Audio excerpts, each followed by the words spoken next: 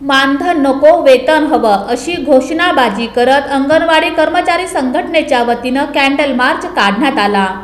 राज्यातील अंगणवाडी कर्मचारी संघटनेनं गेल्या अनेक दिवसापासून संपावर जात मानधन नको वेतन हवं ही मागणी जोर लावून धरली आहे।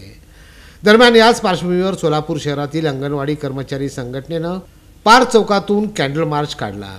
जोवर आमची मागणी मान्य करत नाही तोवर आंदोलन सुरूच राहील असं संघटनेचे सूर्यमणी गायकवाड यांनी यावेळी सांगितलं।